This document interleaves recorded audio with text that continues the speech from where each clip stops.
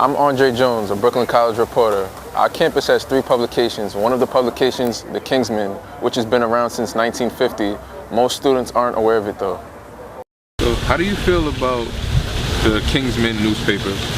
Well, personally, I haven't heard anything about them yet until just now. Why do you think you guys wouldn't really pay attention to it? I'm gonna assume they're not so accessible. I've never even seen them around. Well, they're actually inside each building, like towards the entrance. Have you guys either seen?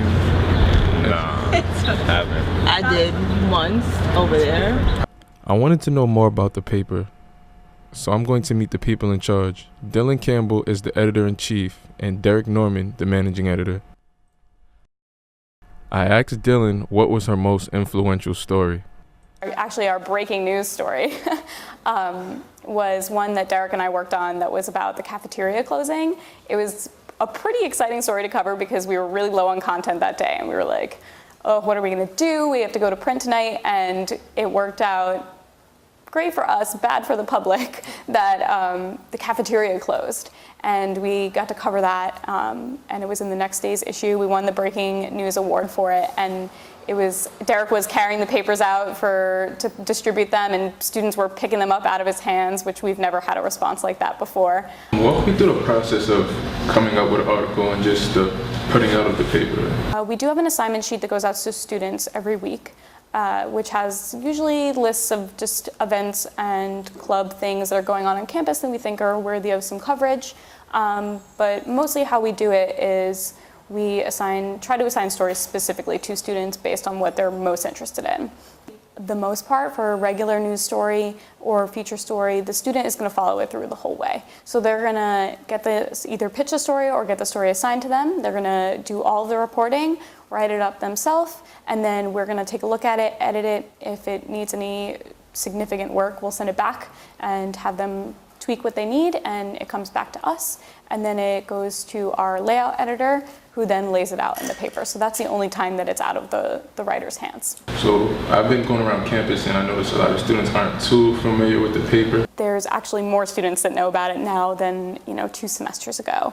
And we did that by, one, we launched a website, which was a huge help. And we post our content on Brooklyn College in the Know weekly, almost every day. We post a new story from that week's paper. I mean, our bins are right in the entrance of the walkway. Yeah, so I mean, we're trying to do more outreach on social media and expanding our Twitter and our Instagram. But we're just going to keep trying to write content that their students are going to be interested in and hope it reaches them. Derek is another important contributor to the Kingsman.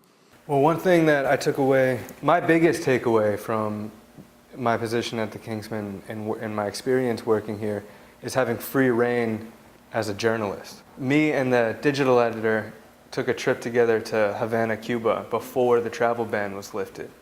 So, because we want to do international reporting at some point. So, but being editors at the Kingsman, we figured, let's bring the Kingsman to Cuba. So we came back and we both wrote op-eds about our experiences there, and it made the front page. So it was cool to see a foreign, untouched by an American hand, kind of on the cover of a campus newspaper. It's sitting with the back, so you're just sitting with the back. That's why when it's just sitting, it turns warm. Yeah. All right. We are doing a story on the quality of water at Brooklyn College, and this is our 3rd test, so we're just verifying the results we got in the other 2, and yeah, we're going to use these results to build our story. We got a water testing kit. This is, again, our 3rd one, and essentially we just followed the instructions on the kit.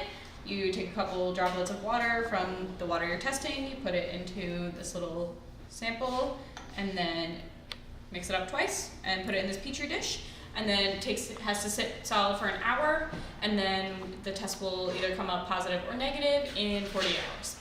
I followed them for student interviews. Do you drink from the water fountain? I usually drink soda. No, I drink from the water fountain in Whitehead. It's pretty refreshing. It seems fine. Yeah, it's fine. Well, we found they're all poisoned. Oh, no. No, I'm just kidding. I'm kidding. I would not be surprised. After the paper was printed, I followed up with them. We actually had a lot of positive feedback on the story. The news of what was actually in the water wasn't like catastrophic by any means. There was coliform in the water, which isn't uncommon, and it's not deadly in any way. You're gonna be fine, but it's usually an indicator of the quality of the water. And what we were really trying to raise in the situation is the water here isn't being tested. And there's an issue with that in itself. And we just wanted to start the conversation of thinking about where your water is coming from, and what may or may not be in it, and who's responsible for making sure it's safe. The administration called Dylan and said, they're kind of in a frenzy, because of this. And my guess is someone from the administration, maybe the president or somebody, read the article and said, why are we not testing the water? But it kind of died after that. And one of the weird things is not many students read it at all. It had, barely any traffic online. A lot of the hard copies were missing, which is strange because students and faculty kind of pick and choose the articles that they want to read. And this article, which I thought was going to blow up into something bigger, just barely got any attention, only from the administration. The Kingsmen, led by Dylan and Derek, report stories solely based on Brooklyn College. The water story wasn't as impactful with the students, but it did provoke a response from the administration. The water at Brooklyn College will be tested more frequently. I'm Andre Jones, reporting from Brooklyn College.